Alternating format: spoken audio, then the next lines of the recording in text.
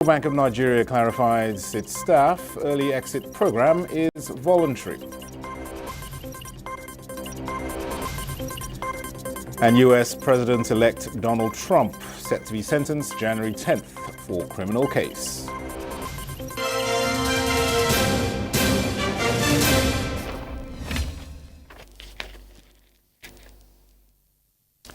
President Bola Tinubu has commended Governor Peter Mbah of Enugu State for his commitment to developments and good governance with the various projects executed within his first 2 years in office.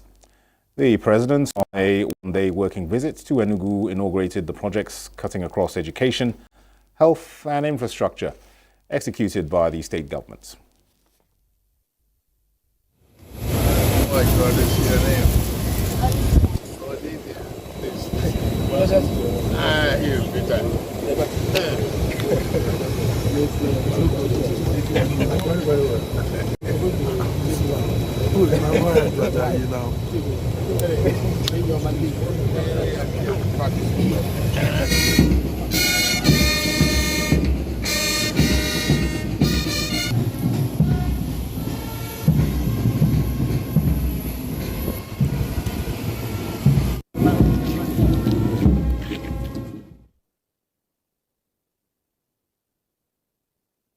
A petrol vessel carrying migrants picked up at sea by border forces after attempting to cross the channel from France has arrived in Dover.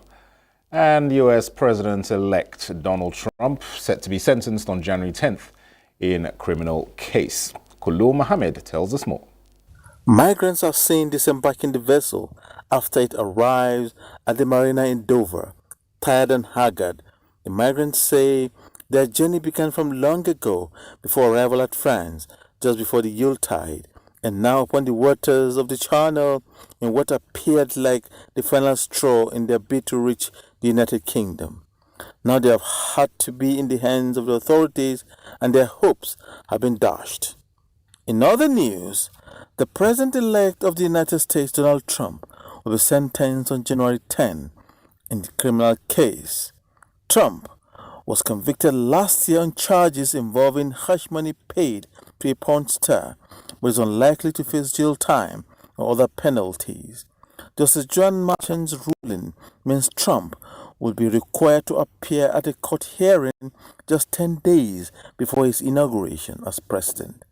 The judge said Trump, 78, may appear his sentencing either in person or virtually. He wrote that he was not inclined to sentence Trump to jail and that a sentence of unconditional discharge, meaning no custody, monetary fine, or probation, would be the most viable solution. The imposition of sentence would pave the way for Trump to appeal. Kolo Mohammed, NTA News. Ivory Coast is the sixth in a growing list of African nations cutting military ties with former colonial power France. French military troops who have been in Ivory Coast for decades will soon be leaving, Ivorian officials have said, signaling more diplomatic setbacks for France amid local resentment that has caused one-time allies in West and Central Africa to sever ties with Paris. President Alassane Ouattara's announcements puts Ivory Coast on a growing list of African countries cutting military ties with the once greatly influential former colonial power, as some former French allies also turn to Russian mercenaries for help fighting a swarm of armed groups in the region. Within days of each other, in November, Chad and Senegal expelled French troops, joining several Sahel countries that had earlier done the same, starting in 2021. Now, the volume of trade between Nigeria and Indonesia has in the last 5 years grown to about $3.9 billion. Former Indonesian ambassador to Nigeria and ECOWAS, Usra Harahap, disclosed this at a media parley in Abuja as part of activities marking the conclusion of his tenure as the Asian country's envoy to Nigeria. Harahap stated that in the area of security, the collaboration between Indonesia and Nigeria is yielding the desired result in the fight against terrorism.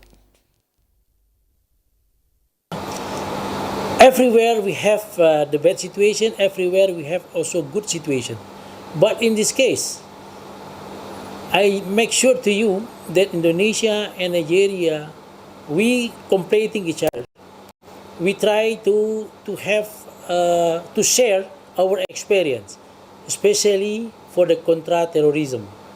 And during this year, the end of this year, we already apply, but because of the situation, probably we try to postpone to next year. We already have the program to come here to share, because we know Nigeria a lot of experience to solve the problem, especially for the terrorism, contra-terrorism, and also Indonesia, we have plenty of experience there. The embassy staff at a sent forth get-together in honor of the outgoing ambassador commended his impactful service in Nigeria. Because of His Excellency, a lot has happened at the embassy, especially to our junior staffs, including the senior staffs. Their salary scale, I know what to say. Like, I am happily and humble to see what he has done for them. Regarding the welfare of his staff, it's always wonderful. And my relationship with him, it's forever that of a father and a son. He helped me, pushes me a lot to make sure I am able to secure a place of my own. You know, build a house, and then he helped me to pursue my academic career. Presently, I'm a 400 level student in National Open University. Ambassador Harahap handed over to the embassy's new head of Chancery, Park Mahmoudin. Let's now go to Tanzania, where the government says it is working on new ways to boost its crucial agricultural sector even further. As reports suggest, the vast East African nation is already setting new benchmarks in food self-sufficiency across Africa, with officials determined to keep the fight against hunger and malnutrition going. Agriculture is a primary engine of the expanding Tanzanian economy. With about 60% of the population involved in this sector, the government is looking for ways to maximize its potential and, in so doing, invigorate rural communities. They think they've found the answer. Kuendeleza kilimo hai. We aim to promote organic farming and strengthen the agricultural sector overall. This will boost productivity, ensuring better food security and improved sales for our farmers. This comes at a time when Tanzania is feeling very confident and secure about agriculture. In recent weeks, President Samia Suluhu Hassan indicated that the country was producing more than what it needed. Some farmers believe the country's experimentation with organic inputs is a reason for the increased output, and they're not surprised the government is looking to build on that initiative. Organic fertilizers are very beneficial. They're healthier, as chemical fertilizers can degrade the soil, resulting in lower yield when we plant again.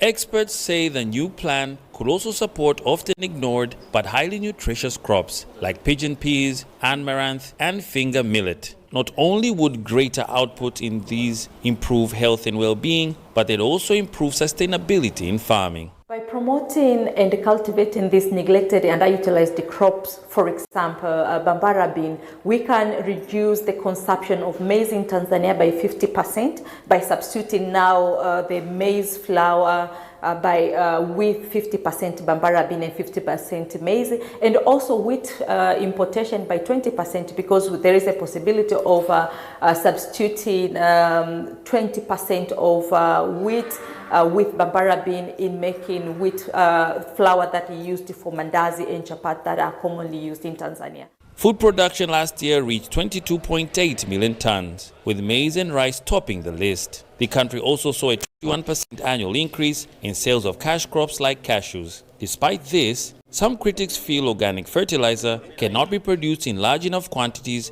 to meet the country's farming needs. The government now wants to create 3 million jobs in the agricultural sector by 2030 in order to provide livelihoods for the millions who depend on the sector. Tanzania's government hopes its innovative agricultural strategy could pave the way for a healthier, more self-sufficient future.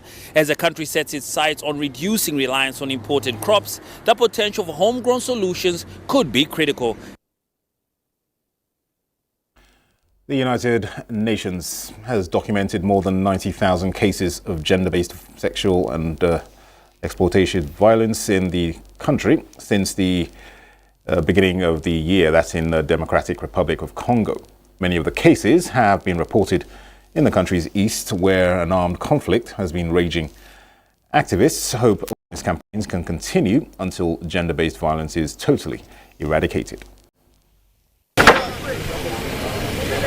The armed conflict in the east of the Democratic Republic of Congo has led to an increase in cases of sexual violence against women and girls. According to a survey by medical charity Doctors Without Borders, more than 1 in 10 women between the ages of 20 and 44 suffered some form of sexual violence. A UN report says more than 90,000 cases have been recorded across the country. During the UN's 16 days of activism against gender-based violence, women across the DRC have been calling for an end to the violence.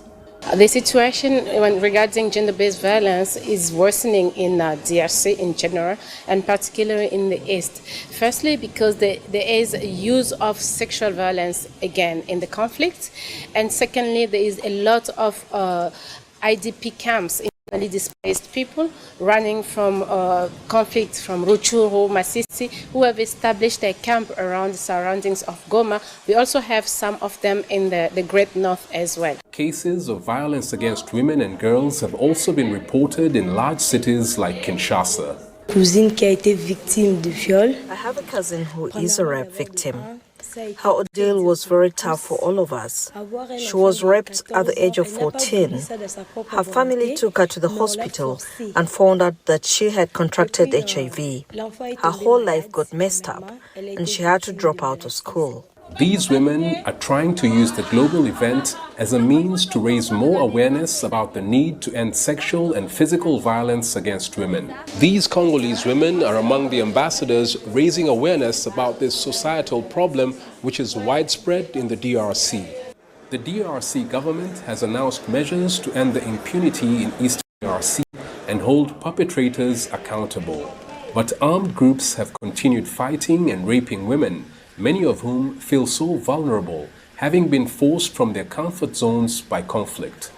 Life in displacement camps is a daily struggle, where they constantly feel in danger. They are looking forward to the day when peace will be restored and justice established to end the abuse they have endured for decades. The Transmission Company of Nigeria has announced that due to the ongoing road dualization project along the Akpo axis in Abuja, 8 number 132 kV and 33 kV towers will be relocated along the Kukwaba-Akpo line on the Outer Southern Expressway route. TCN notes that the relocation work will necessitate a planned power outage from Monday 6th January to Monday 20th of January 2025 from 9 a.m. to 4 p.m. daily, which is the estimated duration for the dismantling and construction of the towers, as well as restringing of the power cables that would enable resumption of bulk power supply to the Akpo transmission substation from Gwagwalada substation. TCN says there will be rationing of electricity supply in Kubwa, Karu, Maraba, Nyanya, Masaka, Kefi, Kukwaba and Akpo Mechanic. This is the news on NTA International. We'll have more reports after this break. Depends on values instilled in children, and parents must take this responsibility seriously. Vice President Kashim Shettima gave the advice in Kano during the wedding of children of the state APC chairman Abdullahi Abbas. State House correspondent Abdurrahman Jibrila reports. Vice President Kashim Shettima was received at the Malam Aminu Kano International Airport by the Kano State Deputy Governor Aminu Abdul Salam Gwarzo, Deputy Senate President Barrow Jibril, among other political leaders. The Vice President proceeded to the Al Furqan Jumaat Mosque in Nasarawa GRA to witness the wedding of two sons of the APC Kano State Chairman, Abdullahi Abbas, Muhammad and Abbas. Abbas tied the knot with Khadija Buhari and Muhammad to Zulaihat Nasir after the payment of 500,000 naira as dowry to each couple. The solemnization was initiated by the Chief Imam of Al Furqan Jumaat Mosque, Dr. Bashir Aliyu Umar. Vice President Kashim Shettima stood in for Muhammad, while Deputy Senate President Barrow Jibril stood in for Abbas with prayers offered for the blessing of the marriages. From Kano, Abraham Jibrila, NTA News. The Central Bank of Nigeria has clarified that its staff early exit program is voluntary. This was at the resumed hearing of the House of Representatives investigation into the reported layoff of more than 1,000 staff of the Apex Bank and an associated 50 billion naira payoff scheme. CBN's Deputy Governor, Corporate Services, Bala Mohammed Bello, explained that no staff has been coerced to leave the bank. His explanation followed inquiry by the House Ad Hoc Committee probing the retirement exercise. To avail this committee with necessary informations, facts and figures, must be rest assured the assembly of these members of this committee, I am very optimistic and certain that we are responsible enough to be fair in our fact findings. We should be balanced and will be fair to all manner of members involved in this exercise. The exercise that you are mentioning, nobody was actually terminated or dismissed. People were retired with their full benefits for us to have opportunities to reinvigorate and bring in new blood or new perspectives to how things are done. So that was at the instance of the bank. People were actually retired with their full benefits. This one that is taking place or has taken place now is strictly voluntary. So there are two different things altogether. But if you take the two together and you juxtapose it within the context of the overall strategy to streamline the operation of the bank, to refocus the operation of the bank, to reinvigorate the operation of the bank, to re-energize the operation of the bank, you can take the two together as leading to the same objective. Whereas one, people were retired with their full benefits. Okay? The other was actually absolutely, voluntary.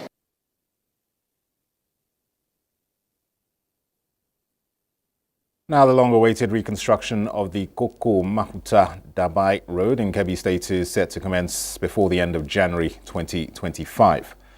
Governor Nasir Idris of Kebbi State disclosed this while meeting with the Zulu and Yoruba communities in Birnin Kebbi at the government house.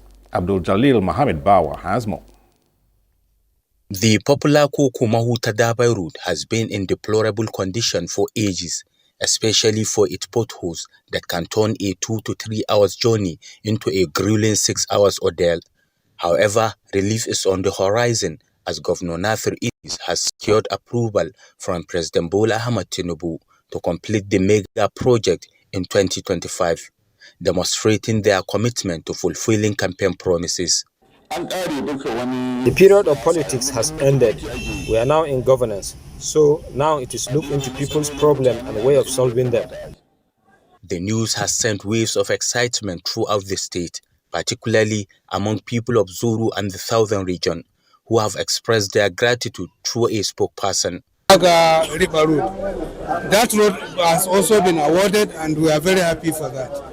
The governor also met with the Yoruba community in Birnin Kebbi. Us about our hall and there about one mosque we mentioned. And then you already promised about that hall now. Looking ahead in 2025, Governor Idris is optimistic and has envisioned a year of empowerment and human development for the state. In Birnin Kebbi, Abdul Jalil Mohammed Bawa, NTA News.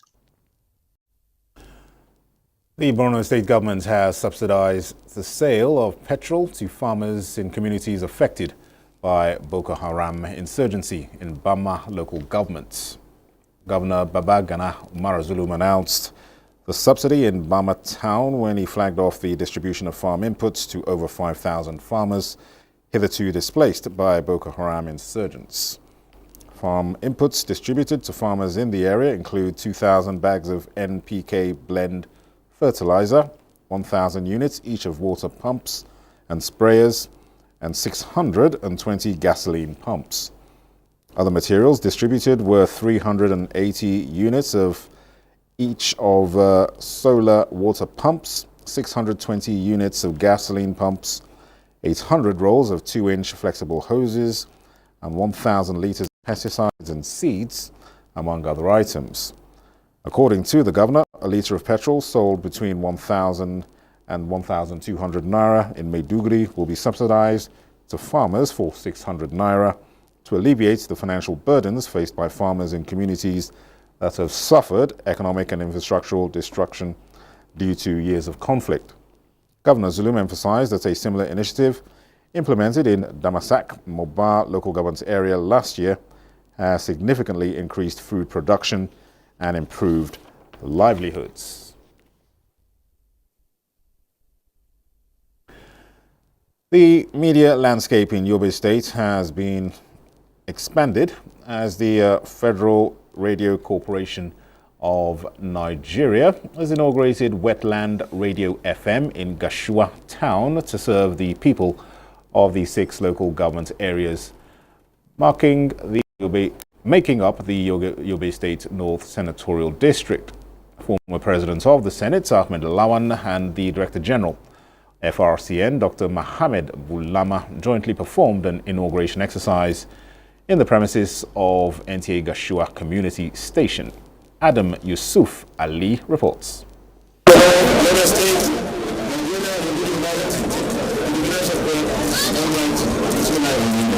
The significance of this is that our people will be better educated on national and even international matters. With the inauguration of Wetland FM radio station Gashua, the headquarters of the local government area of Yobe State, brought to 37 federal radio corporations of Nigeria stations spread across Nigeria, making it the largest radio network in Africa. People would like to express their opinions, their positions, their circumstances, for the leaders to know what they go through. This is one avenue through which leaders can have feedback. As we celebrate this remarkable achievement, let us remember that it is through initiatives like these that we foster national unity, celebrate diversity, and continue to build a Nigeria that we can all be proud of. Observers believe that establishing the radio station in that axis of the country is a significant milestone in the media landscape in Yobe State, as it will serve the 6 council areas in Yobe North Territorial District who have no access to radio services within the state, but only rely on those from neighboring states of Kano, Jigawa, Bauchi, in addition to foreign stations of Niger Republic. In Damaturu, Adam Yusuf Ali, NTA News. President Bola Tinubu commiserates with the government and people of Ondo State over the death of Temitayo Oluwatuyi, Secretary to the state government. In a statement by the Special Advisor to the President on Information and Strategy, Bayo Onanuga, the President believes Oluwatuyi served the people of Ondo State with unwavering dedication, providing the necessary backbone for policy coordination and implementation, and significantly contributed to the state's progress. President Tinubu prays that the Almighty God will receive the departed soul and bring comfort and solace to his grieving family.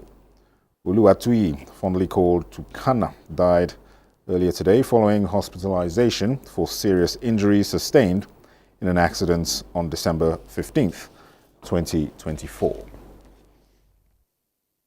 Let's now get a check on the weather prospect.